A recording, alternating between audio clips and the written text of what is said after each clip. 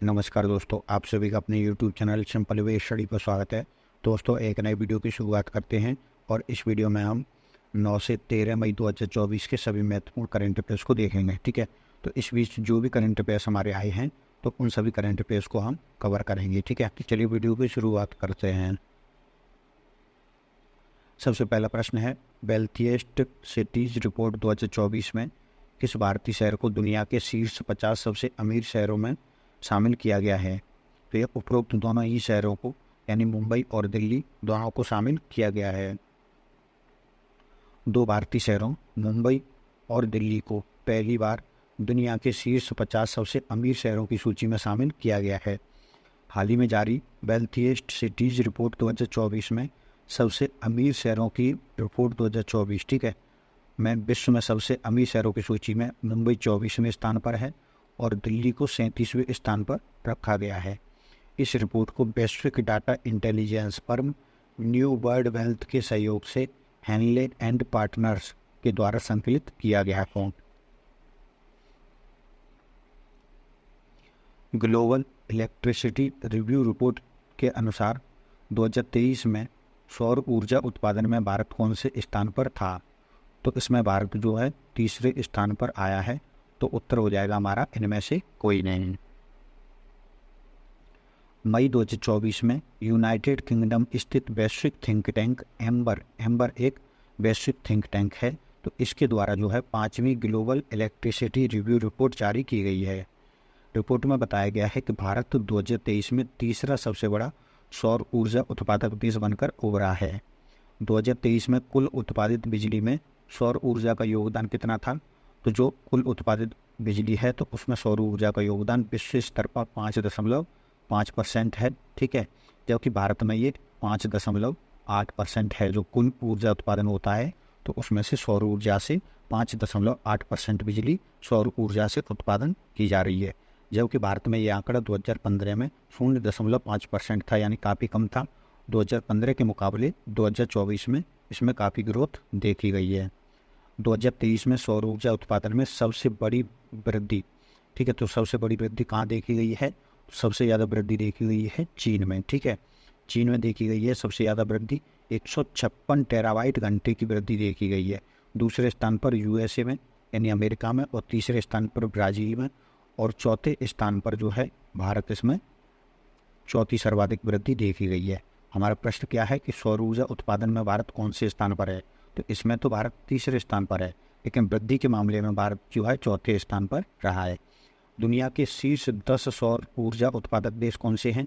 तो ये दुनिया के शीर्ष 10 सौर ऊर्जा उत्पादक देश हैं। पहले पर है चीन, दूसरे पर है यूएसए और तीसरे पर है भारत। चौथे पर है जापान, पाँचवें पर जर्मनी, फिर ब्राज़ील, ऑस्ट्रेलिया, स्पेन, इटली और दक्षिण कोरिया, ठीक है। तो ये महत्वपूर्ण आंकड़े हैं, इनको आप याद रखिए। राष्ट्रीय प्रौद्योगिकी दिवस की तिथि को मनाया जाता है? तो ये मनाया जाता है 11 मई को। भारत में प्रतिवर्ष 11 मई को राष्ट्रीय प्रौद्योगिकी दिवस मनाया जाता है। भारत में 11 मई 1998 को पोखरण में सफल परमाणु परीक्षण के उपलक्ष्य में प्रत्येक वर्ष यह दिवस मनाया जाता है। भारत ने 11 मई और 13 मई को, ठीक है, पहला परमाणु परीक्षण 11 मई को और दूसरा 13 मई को पोखरण राजस्थान में 5 परमाणु परीक्षण किए थे, ठीक है। और इस परमाणु परीक्षण का जो कोड था वो ऑपरेशन शक्ति था, ठीक है, क्या था? ऑपरेशन शक्ति, ठीक है। तो इसीलिए 11 मई को राष्ट्रीय प्रौद्योगिकी दिवस का मनाया जाता है। भारत ने इससे पहले 18 मई 1974 को पोखरण में स्माइलिंग बुद्धा के नाम से जो है परमाणु परीक्षण किया था। तो पहली बार परमाणु परीक्षण 18 मई 1974 को किया था। तो परमाणु हथियार रखने वाले देशों की बात करें तो सबसे पहले यूएसए है, ठीक है, उसके बाद सोवियत संघ, फिर यूनाइटेड किंगडम, फिर फ्रांस और फिर चीन, और इसमें छठे स्थान पर परमाणु हथियार प्राप्त करने वाला देश बना था भारत, ठीक है। उसके बाद भारत के बाद जो है पाकिस्तान ने 1998 में जो है इसका परीक्षण किया था। पाकिस्तान के पास भी है। उत्तर कोरिया ने 2006 में इसका परीक्षण किया था, ठीक है। और ऐसा माना जाता है कि इजराइल के पास भी परमाणु हथियार हैं, ठीक है, लेकिन वो आधिकारिक तौर पर इस बात को कभी स्वीकार नहीं करता है, उसने कभी आधिकारिक तौर पर घोषणा नहीं की है, ठीक है। तो दुनिया में कितने देशों के पास परमाणु हथियार हैं? तो 9 देशों के पास है। आधिकारिक तौर पर 8 देशों ने स्वीकार किया है, जबकि इजराइल आधिकारिक तौर पर स्वीकार नहीं करता है। वैसे ईरान के पास भी जो है परमाणु हथियार की बात कही जाती है, ठीक है, लेकिन यूएसए के साथ जब उसने एग्रीमेंट किया था तब उसने घोषित किया था कि हमारे पास कोई हथियार नहीं है, ठीक है, तो इसको माना जाता है कि इनके पास हथियार नहीं है। 2024 की थीम की बात करें तो स्कूलों से स्टार्टअप तक नव प्रवर्तन के लिए युवा दिमागों को प्रज्वलित करना 2024 की थीम रही है। 4 के राष्ट्रपति के रूप में किसे चुना गया है? तो 4 के राष्ट्रपति के रूप में चुने गए हैं मोहम्मद इदरीस डेवी इटनो। मोहम्मद इदरीस डेवी इटनो, ठीक है। तो पहले इदरीस डेवी यहाँ के राष्ट्रपति हुआ करते थे, ठीक है। जब इनकी मृत्यु हो गई तो उसके बाद जो है इनके बेटे यानी मोहम्मद इदरीस डेवी इटनो बने हैं यहाँ के राष्ट्रपति, ठीक है। और इस चुनाव में इनके प्रतिद्वंदी थे सक्सेस मसरा। सैन्य तानाशाह और मध्य अफ्रीकी देश 4 के अंतरिम राष्ट्रपति मोहम्मद इदरीस डेवी इटनो ने 6 मई 2024 को राष्ट्रपति चुनाव में जीत हासिल की है, जबकि इनके विपक्षी उम्मीदवार जो थे सक्सेस मसरा ने परिणाम पर आपत्ति जताई है। उन्होंने चुनावों में धांधली के आरोप लगाए हैं। 4 की बात करें तो अनजामेन यहाँ की राजधानी है और CFF फ्रैंक यहाँ की मुद्रा है और मोहम्मद इदरीस डेवी इटनो यहाँ के राष्ट्रपति हैं। तो ये है अफ्रीकी देश 4, ठीक है। इसके पड़ोसी देशों की बात करें तो लीबिया है, सूडान है, सेंट्रल अफ्रीकन रिपब्लिक है, ठीक है, नाइजीरिया है और नाइजर है। भारत फ्रांस संयुक्त सैन्य अभ्यास शक्ति का 7वां संस्करण कहाँ आयोजित किया गया? तो इसका आयोजन किया गया है मेघालय के उमरेई में, ठीक है। भारतीय और फ्रांसीसी सेनाओं के बीच संयुक्त सैन्य अभ्यास शक्ति 13 से 26 मई 2024 के बीच जो है उमरोई मेघालय में आयोजित किया जा रहा है। यह एक द्विवार्षिक अभ्यास है। इसकी शुरुआत 2011 में हुई थी, ठीक है। तो 13 से 26 मई के बीच ये आयोजित किया जा रहा है भारत और फ्रांस की सेनाओं के बीच। भारत और फ्रांस के मध्य जो अभ्यास होते हैं तो उनकी बात करें तो एक है वरुण। तो ये दोनों देशों के बीच नौसैनिक अभ्यास है। 1993 में इसकी शुरुआत हुई थी और इसका जो लेटेस्ट संस्करण है वो 21वां संस्करण जनवरी 2023 में हुआ था और इसका जो आयोजन किया गया था वो पश्चिमी समुद्र तट पर किया गया था भारत में, ठीक है, पश्चिमी समुद्र तट पर भारत में। उसके बाद दूसरा एक्सरसाइज है वरुण, ये वायुसेनाओं के बीच होता है और इसका लेटेस्ट संस्करण 7वां संस्करण था, ठीक है। ये प्रति 2 वर्ष में आयोजित होता है और ये अक्टूबर 2022 में हुआ था। जोधपुर वायुसेना स्टेशन पर इसको आयोजित किया गया था। उसके बाद तीसरा है शक्ति। ये थल सेनाओं के बीच होता है और इसका जो है 7वां संस्करण ये लेटेस्ट अब हुआ है। इससे पहले जो है इसका 6ठा संस्करण नवंबर 2021 में फ्रांस में आयोजित किया गया था, ठीक है। तो ये तो नियमित एक्सरसाइज हैं तीनों। उसके अलावा 2 और एक्सरसाइज होती हैं, ठीक है, जो नियमित नहीं हैं लेकिन समय समय पर होती हैं, जिसमें एक है IN और FN यानी इंडिया और फ्रांस मैरीटाइम पार्टनरशिप एक्सरसाइज। ये नौसेनाओं के बीच होता है और ये पिछली बार जो है 10 से 11 मार्च 2023 को अरब सागर में आयोजित किया गया था। उसके अलावा फ्रिंजेक्स एक एक्सरसाइज होती है, फ्रिंजेक्स, ठीक है। तो इसमें फ्रांस इंडिया जो है दोनों, तो ये दोनों सेनाएं भाग लेती हैं। तो ये पहला संयुक्त सैन्य अभ्यास था फ्रिंजेक्स नाम का। ये 7 से 8 मार्च 2023 तक केरल के तिरुवनंतपुरम के पैगोड सैन्य स्टेशन में आयोजित किया गया था। ये पहली बार हुआ था 2023 में। विश्व प्रवास रिपोर्ट 2024 के अनुसार किस देश को 1 वर्ष में $100 बिलियन के आवक यानी कि देश में आ रहा है पैसा, ठीक है। आवक प्रेषण यानी कि जो बाहर से लोग मजदूर लोग काम करके कमाते हैं तो उसे बोलते हैं रेमिटेंस या प्रेषण। तो आवक प्रेषण प्राप्त हुआ है, ठीक है। तो किस देश को 1 वर्ष में $100 बिलियन से अधिक जो है आवक प्रेषण प्राप्त हुआ है? तो ये भारत को प्राप्त हुआ है। विश्व प्रवासन रिपोर्ट 2024 के अनुसार भारत आवक प्रेषण में 100 बिलियन से अधिक प्राप्त करने वाला दुनिया का पहला देश बन गया है। भारत को 2022 में प्रेषण के रूप में $111.22 बिलियन प्राप्त हुए, जबकि इससे पहले 2020 की जो रिपोर्ट आई थी उसमें $83.15 बिलियन प्राप्त हुए थे। तो पहली बार है कि जब कोई देश $100 बिलियन को पार किया है। संयुक्त राष्ट्र के अंतर्राष्ट्रीय प्रवासन संगठन द्वारा तैयार विश्व प्रवासन रिपोर्ट 2024 8 मई 2024 को ढाका बांग्लादेश में ये रिपोर्ट जारी की गई। 2024 की रिपोर्ट के अनुसार वैश्विक अंतर्राष्ट्रीय प्रेशर कितना है, तो जो एक देश से दूसरे देश में जो पैसा जाता है वो ओवरऑल कितना है, तो ओवरऑल 2022 में 831 अरब डॉलर रहा था, 831 अरब डॉलर, जिसमें भारत का हिस्सा कितना है, तो जिसमें भारत का हिस्सा कितना है तो 111.22 अरब डॉलर, और 2021 में 791 अरब डॉलर था, और 2020 में 770 अरब डॉलर था। ठीक है, तो एक बड़ी एक डिफरेंस को याद रखिए कि किस तरीके से बढ़ रहा है। अंतर्राष्ट्रीय प्रवासन रिपोर्ट हर 2 साल में अंतर्राष्ट्रीय प्रवासी संगठन, जिसका मुख्यालय जिनेवा में है, तो इसके द्वारा जारी की जाती है। पहली रिपोर्ट इसने सन 2000 में प्रकाशित की थी। अंतर्राष्ट्रीय प्रवास का सबसे बड़ा स्रोत कहाँ है, तो सबसे ज़्यादा प्रवासी जो है किस देश से जाते हैं, तो सबसे ज़्यादा प्रवासी भारत से जाते हैं। 18 मिलियन लोग जो है जाते हैं, या कहें 1.8 करोड़ लोग जो है प्रवास करते हैं भारत से। ठीक है, तो सबसे ज़्यादा कहाँ जाते हैं, भारत से जो लोग जाते हैं वो किन देशों में सबसे ज़्यादा जाते हैं, तो सबसे पहले नंबर पर यूएई में जाते हैं, संयुक्त अरब अमीरात में, दूसरे स्थान पर अमेरिका में, और तीसरे स्थान पर सऊदी अरब में। ठीक है, अब जो रेमिटेंस है वो 2022 में किस तरीके से किस देश को प्राप्त हुआ है, तो सबसे ज़्यादा भारत को प्राप्त हुआ है 111.22 अरब डॉलर।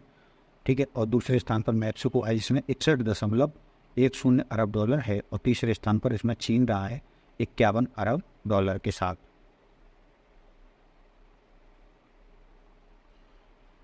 कालिन मोनरो ने अंतर्राष्ट्रीय क्रिकेट से संन्यास की घोषणा की है। वे किस देश से संबंधित हैं, तो ये न्यूजीलैंड के खिलाड़ी थे। ठीक है, और इन्होंने हाल ही में संन्यास ले लिया है। अनुभवी क्रिकेट खिलाड़ी कालिन मोनरो ने अंतर्राष्ट्रीय क्रिकेट से संन्यास की घोषणा की है। न्यूजीलैंड क्रिकेट टीम को जो है ब्लैक कैप्स के नाम से जाना जाता है। ठीक है, तो कालिन मोनरो ने हाल ही में अंतर्राष्ट्रीय क्रिकेट से संन्यास ले लिया है। तो सिंपली ये तो याद रखिए। दूसरा, अब हम क्रिकेट टीमों के उपनामों को देखेंगे। ठीक है, तो एक क्वेश्चन अक्सर पूछ लिया जाता है कि जैसे न्यूजीलैंड की टीम को किस नाम से जाना जाता है, तो ब्लैक कैप्स के नाम से जाना जाता है, या कीवी भी कहा जाता है इन्हें। ठीक है, वहाँ पर कीवी एक जो है पक्षी पाया जाता है, तो उसके नाम पर कीवी भी कहा जाता है। तो यहाँ सभी टीमों के नाम दिए गए हैं और उनके उपनाम दिए गए हैं। ठीक है, जैसे अफगानिस्तान को अटलान या ब्लू टाइगर्स कहा जाता है, ऑस्ट्रेलिया को बैगी ग्रीन्स या ऑसिस या फिर कंगारू कहा जाता है। ये अलग अलग नामों से जाना जाता है। बांग्लादेश के खिलाड़ियों की जो टीम है वो टाइगर्स के नाम से जानी जाती है। इंग्लैंड को पोम्स कहा जाता है, और भारत की टीम को मैन इन ब्लूज, क्योंकि ये नीले कपड़े पहनते हैं इसलिए इन्हें मैन इन ब्लूज कहा जाता है। आयरलैंड को ग्रीन एंड वाइट कहा जाता है। नीदरलैंड को ब्लैक कैप्स या कीवी कहा जाता है। पाकिस्तान को शाहीन्स या मैन इन ग्रीन्स, हरे कपड़े पहनते हैं इसलिए कॉर्ड टाइगर्स भी कहा जाता है। दक्षिण अफ्रीका को स्प्रिंग वोक्स प्रोटियाज सफाज कहा जाता है।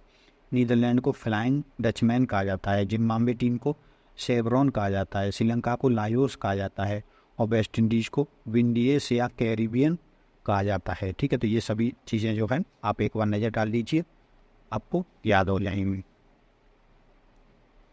22वीं एशियाई टीम स्क्वैश चैंपियनशिप कहाँ आयोजित की जाएगी, तो इसका आयोजन किया जाएगा चीन में। Squash rackets federation of India ने 22वीं एशियाई टीम स्क्वैश चैंपियनशिप के लिए भारतीय टीम की घोषणा की है। 22वीं एशियाई टीम स्क्वैश चैंपियनशिप 12 से 16 जून 2024 तक चीन के डालियान शहर में आयोजित की जाएगी। वेलावन सेंथिल कुमार भारतीय पुरुष टीम का नेतृत्व करेंगे, जबकि रथिका शीलन महिला टीम का नेतृत्व करेंगी। ठीक है, और जो है भारत की पुरुष टीम वर्तमान में एशियाई टीम चैंपियन भी है। ठीक है, तो जो स्क्वैश चैंपियनशिप है तो उसकी एशियाई टीम चैंपियन भी है भारतीय टीम। इसने 2023 में ये पदक जीता था। Squash rackets federation of India की बात करें तो इसका मुख्यालय चेन्नई में है, और देवेंद्र नाथ सारंगी इसके अध्यक्ष हैं। तो सिंपली आप याद रखिए कि ये चैंपियनशिप कहाँ आयोजित की जाएगी, तो ये चीन में आयोजित की जाएगी, डालियान शहर में। ठीक है, और इसमें पुरुष और महिला दोनों ही वर्ग की टीमें इसमें प्रतिभाग करेंगी। विश्व थैलीसीमिया दिवस किस दिन मनाया जाता है, तो ये मनाया जाता है 8 मई को। हर साल 8 मई को विश्व थैलीसीमिया दिवस के रूप में मनाया जाता है। यह दिन एक आनुवंशिक विकार या थैलीसीमिया के बारे में जनता और हितधारकों के बीच जागरूकता बढ़ाने के लिए मनाया जाता है। थैलीसीमिया इंटरनेशनल फेडरेशन के संस्थापक पेनोस एंजेलोस ने 1994 में अपने बेटे जॉर्ज की इस बीमारी के कारण मृत्यु की याद में विश्व थैलीसीमिया दिवस मनाने की स्थापना की थी, ठीक है, या इस दिवस की स्थापना की थी। इस दिवस की 2024 की थीम क्या रही है?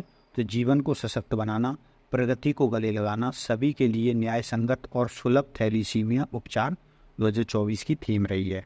थैलीसीमिया रोग की बात करें तो यह एक आनुवंशिक रक्त विकार है, ठीक है, जो बीमारी माता पिता में उनके बच्चों से संचारित होती है। थैलीसीमिया रोगी जो है तो उसमें आवश्यक मात्रा में हीमोग्लोबिन नहीं बनता है, ठीक है, जिससे क्या होता है कि पर्याप्त स्वस्थ आरबीसी का उत्पादन शरीर में नहीं होता है, ठीक है, जिससे ऑक्सीजन जो है, ऑक्सीजन का परिवहन कम हो जाता है, कोशिकाओं में सही से ऑक्सीजन का परिवहन नहीं हो पाता है और ऑक्सीजन की कमी के कारण फिर एनीमिया उत्पन्न होता है, ठीक है, एनीमिया नामक रोग उत्पन्न होता है, जिसमें क्या होता है कि इसमें तुरंत थकान होना, कमजोरी महसूस होना, सांस लेने में कठिनाई होना, तो ये सभी लक्षण देखने को मिलते हैं और कभी कभी ये घातक भी हो जाता है, जानलेवा भी हो जाता है, ठीक है। तो ये थैलीसीमिया रोग है वो आनुवंशिक रोग है, ठीक है, जो माता पिता से बच्चों में फैलता है। मई 2024 में वेस्ट नाइल वायरस के मामले किस राज्य में पाए गए हैं? तो ये पाए गए हैं केरल में। केरल सरकार के स्वास्थ्य विभाग ने राज्य के 3 जिलों कोझिकोड, मलप्पुरम और त्रिशूर में वेस्ट नाइल बुखार के 5 मामलों की पुष्टि करी है। वेस्ट नाइल बुखार वेस्ट नाइल वायरस से संक्रमित मनुष्यों में होता है। केरल में वेस्ट नाइल बुखार का पहला मामला 2011 में पाया गया था और इससे जो है पहली मृत्यु इस वायरस से 2022 में दर्ज की गई थी केरल में। WHO के अनुसार वेस्ट नाइल वायरस का पहला मामला 1937 में युगांडा के वेस्ट नाइल जिले में दर्ज किया गया था, ठीक है, तो इसी के नाम पर इसका नाम रखा गया है वेस्ट नाइल वायरस। 1953 में यह वायरस नील डेल्टा क्षेत्र के पक्षियों में पाया गया। पक्षियों को इसका प्राकृतिक मेजबान या वाहक माना जाता है कि प्राकृतिक रूप से पक्षियों में पाया जाता है, ठीक है, और पक्षी जब एक देश से दूसरे देश में प्रवास करते हैं तो ये फैलता है एक देश से दूसरे देश में, ठीक है, क्योंकि इसके जो लक्षण हैं वो जहाँ जहाँ पक्षी प्रवास करते हैं उस रूट पर ये वायरस फैलते हुए दर्ज किया गया। West Nile virus flavi virus genus virus का सदस्य है। मानव संक्रमण अधिकतर संक्रमित मच्छर के काटने से होता है, ठीक है, क्यूलेक्स प्रजाति के मच्छर इस वायरस के मुख्य वाहक हैं, यानी ये मच्छर जो है इसको ज़्यादा फैलाते हैं। वेस्ट नाइल वायरस मनुष्यों में घातक न्यूरोलॉजिकल या तंत्रिका रोग का कारण बन सकता है, ठीक है, तो ये जो तंत्रिकाएं हैं उसको प्रभावित करता है। विश्व रेड क्रॉस और रेड क्रिसेंट दिवस कब मनाया जाता है? तो ये मनाया जाता है 8 मई को। हर साल 8 मई को विश्व रेड क्रॉस या रेड क्रिसेंट दिवस के रूप में मनाया जाता है। रेड क्रॉस के 14वें अंतर्राष्ट्रीय सम्मेलन 1938 जो लंदन में हुआ था, तो इसमें 8 मई को अंतर्राष्ट्रीय रेड क्रॉस दिवस के रूप में मनाने का निर्णय लिया था, ठीक है। तो पहले ये अंतर्राष्ट्रीय रेड क्रॉस दिवस के रूप में मनाया जाता था, बाद में इसका नाम बदल करके विश्व रेड क्रॉस और रेड क्रिसेंट दिवस कर दिया गया। रेड क्रॉस के संस्थापक जीन हेनरी ड्यूनेंट का जन्म 8 मई 1828 को स्विट्जरलैंड में हुआ था, ठीक है, तो इसीलिए ये 8 मई को दिवस मनाया जाता है। पहला अंतर्राष्ट्रीय रेड क्रॉस दिवस 8 मई 1948 को मनाया गया था। 2024 का विषय क्या रहा है? तो हम जो कुछ भी करते हैं वह दिल से आता है, वह दिल से आता है। 2024 का इसका थीम या विषय रहा है। जो अंतर्राष्ट्रीय रेड क्रॉस संस्था है तो इसको जो है 3 बार इसके राहत कार्य हैं उनके लिए इसको 3 बार नोबेल पुरस्कार प्रदान किया जा चुका है, ठीक है, तो 3 बार नोबेल पुरस्कार जीतने वाली ये पहली संस्था भी है। किस राज्य सरकार ने पिरूल लाओ पैसे पाओ अभियान शुरू किया है? तो पिरूल लाओ पैसे पाओ अभियान शुरू किया है उत्तराखंड सरकार ने, ठीक है, तो उत्तराखंड में जो है चीड़ के पेड़ पाए जाते हैं, चीड़ के, ठीक है, तो उनकी जो पत्तियां होती हैं उन्हें कहा जाता है पिरूल, ठीक है, उन्हें कहा जाता है पिरूल। तो वो क्या होती है, लगातार गिर करके इकट्ठी हो जाती हैं, तो जब ये सूख जाती है तो ये काफ़ी ज्वलनशील होती हैं, जिसके कारण ये जंगल में आग लगने के लिए घातक मानी जाती हैं, ठीक है। तो अब उत्तराखंड सरकार ने ये पहल शुरू किया है कि जो इनकी पत्तियां हैं पिरूल, तो इनको जो व्यक्ति इकट्ठा करके लाएंगे, ठीक है, और निर्धारित स्थान पर बेचेंगे तो उसको जो है सरकार खरीदेगी, उसके बदले लोगों को पैसे दिए जाएंगे, ठीक है।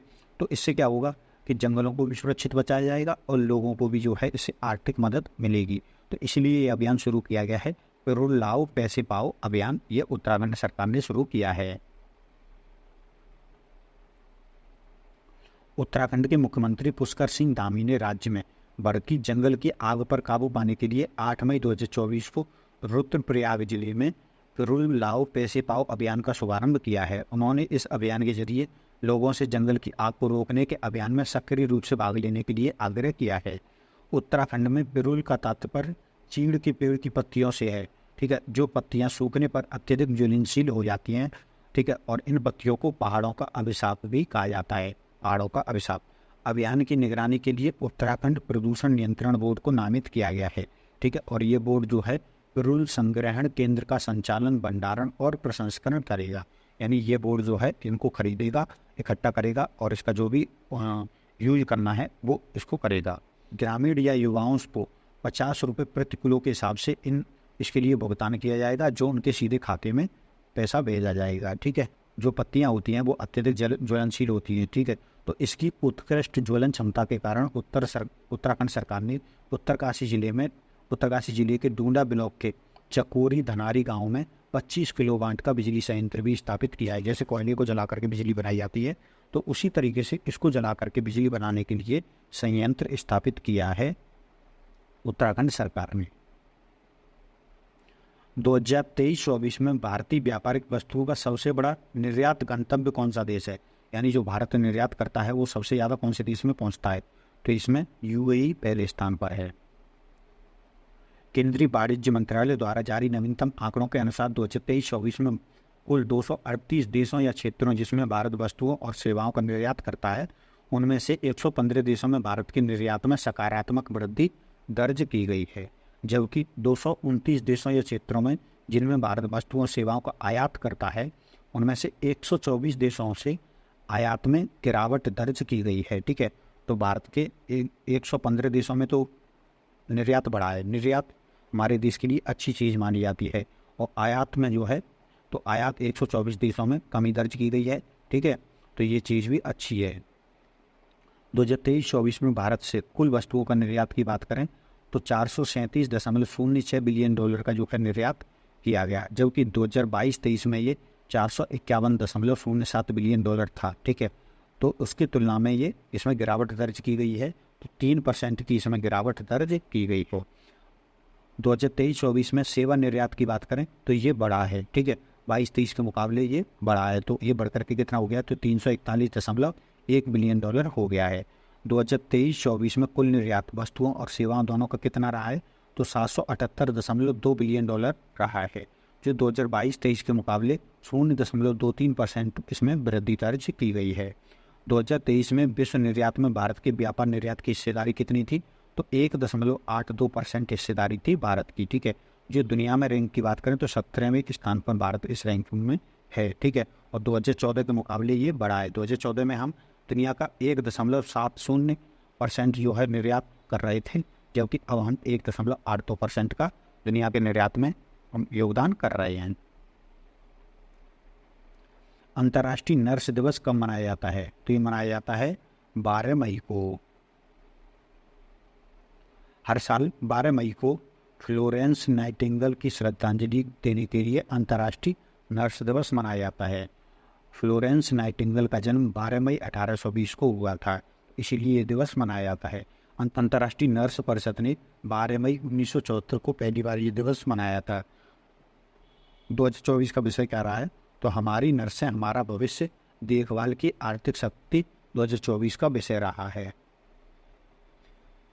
अब हम अन्य महत्वपूर्ण खबर देख लेते हैं। पहली खबर है मालदीव के विदेश मंत्री मूसा जमीर ने 9 मई 2024 को भारत दौरा किया है, ठीक है। तो पिछले कुछ दिनों से भारत और मालदीव के संबंध अच्छे नहीं रहे हैं, ठीक है, उस चीज़ को देखते हुए इन्होंने भारत का दौरा किया है। विश्व कुश्ती संचालन संस्था यूनाइटेड वर्ल्ड रेसलिंग ने टोक्यो कांस्य पदक विजेता बजरंग पूनिया को 31 दिसंबर 2024 तक अस्थायी रूप से निलंबित कर दिया है, ठीक है। इनसे जो है डोपिंग टेस्ट के लिए नमूने मांगे गए थे, ठीक है, और इन्होंने डोपिंग टेस्ट के लिए नमूने देने से मना कर दिया था। इसके कारण इन्हें 31 दिसंबर 2024 तक के लिए निलंबित कर दिया है अस्थायी रूप से। और अब इनको जो है जो आने वाले पेरिस ओलंपिक हैं तो उनमें भाग लेना भी मुश्किल इनका लग रहा है, ठीक है। हालांकि ये अपील करेंगे और उसके बाद देखते हैं क्या होता है कि इनकी अपील को स्वीकार किया जाता है या नहीं, ठीक है। फिलहाल तो ये अस्थायी रूप से निलंबित कर दिए गए हैं। तो दोस्तों ये थे हमारे 9 से 13 मई 2024 के सभी महत्वपूर्ण करंट अफेयर्स। इस वीडियो में फिलहाल इतना ही। अगर आपको वीडियो पसंद आया है तो वीडियो को लाइक कर दीजिए, चैनल को सब्सक्राइब कर लीजिए, अपने दोस्तों तक भी शेयर कर दीजिए। धन्यवाद।